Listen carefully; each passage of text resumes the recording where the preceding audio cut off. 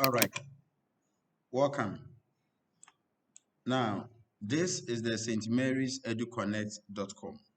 This is the portal that we'll be using for our voting this academic year. Now, this portal has three features. We have the Electoral Commission Board members, their login area, we have the general information area or the election information, and then we also have the entry area. So if you want to enter the voting system to cast your vote, you have to use this. You select your class and then you enter a valid registered number. But before you vote, you must have an information about the voting system that you are going to use and how credible, authentic, and reliable it is. And so when you click on election information, you can read a little bit about St. Mary's elections. So over the years, what we have been doing as a school, challenges we've encountered, and then proactive measures that we have taken as a school to ensure that our voting is consistent with modern trends.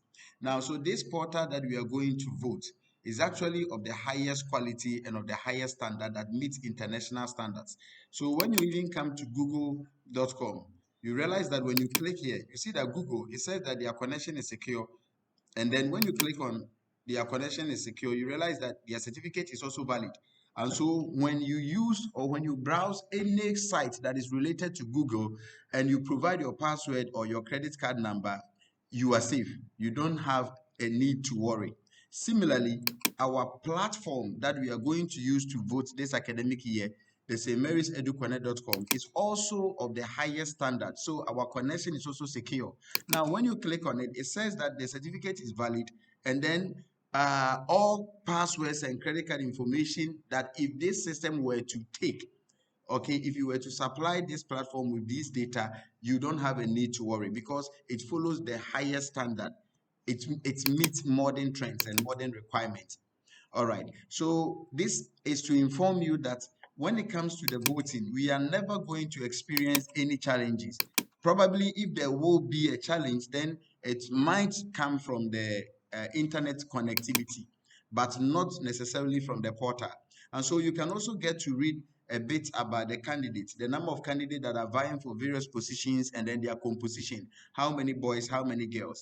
You can also get to read something about the voting instructions, okay, as you can see from here.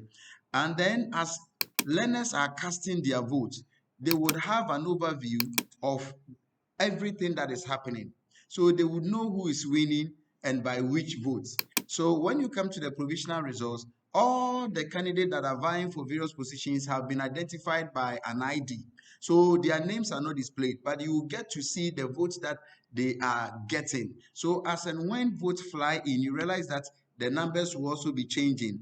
Okay, so at the end of the day, the moment we close voting, everybody knows who is winning. Okay, that is if you know the candidate ID, if you know the person behind that ID, then you'll be able to at least say that, oh, this person is winning or that person is winning. Okay, so this is a great feature because in a democratic society, we believe that elections should be free and fair. And so this platform meets that standard. All right, now let's come to the voting aspect. Now, this is where, please, I want you to critically pay attention. Now, before you can cast your vote, you need to select your class. So if you're a staff, you select it. Okay, so now let's assume that I select class 4 and then I enter any code R456, then I submit. You see, it says that access was denied. Access denied. Yes, this is very important because this is website, it is hosted online on the internet, and if we don't have this feature integrated, then it is likely that people outside the school community can come in and then be voting. And so this feature integrated into the platform ensures that if you are not a member of the school community, if you are not a registered voter, irrespective what you do, you wouldn't be able to get access to the voting portal to cast your vote.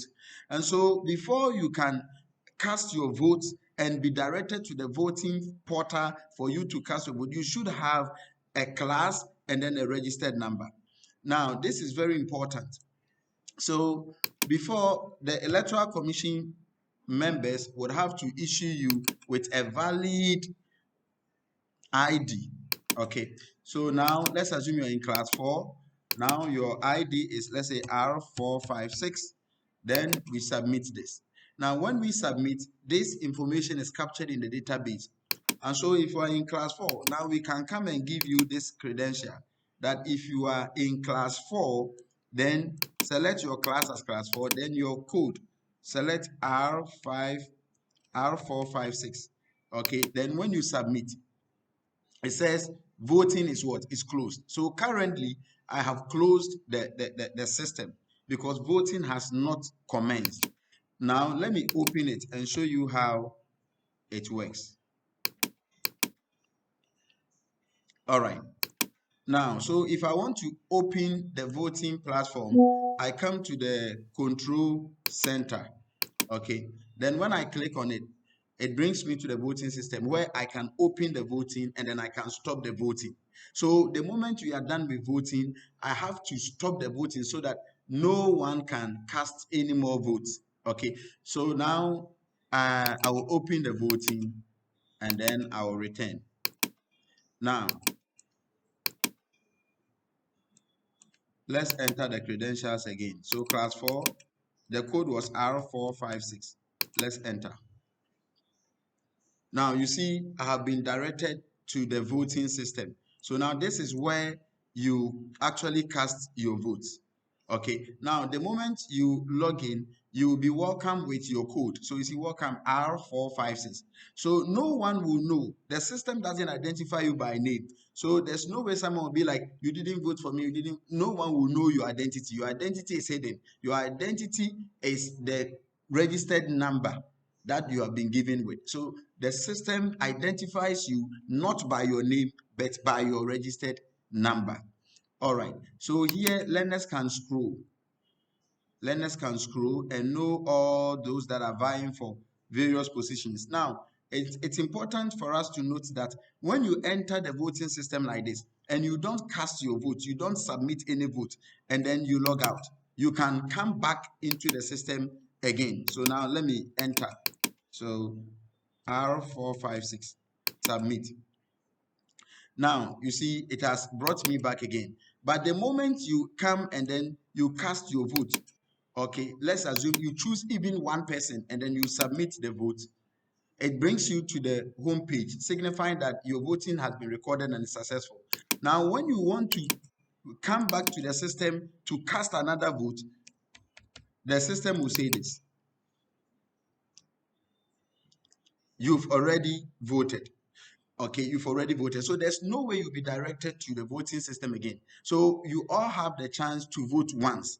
And if you try to enter using the return key, it won't work. There's no way you can get back in. There is absolutely no way. So you see, the platform is safe, it's secure.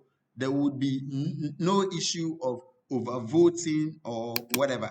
Now, as people are voting, as learners are voting, the electoral board will be able to see the data, okay, the results. They will see. So if they can click here to view boys school prefect, so they will know. You see that they can see the name and the number of votes that they are getting, and then a bar graph representation of it. Now they can also view girls school prefect results, and then they can also see who is winning per the votes. Okay, they can equally view the compound overseer.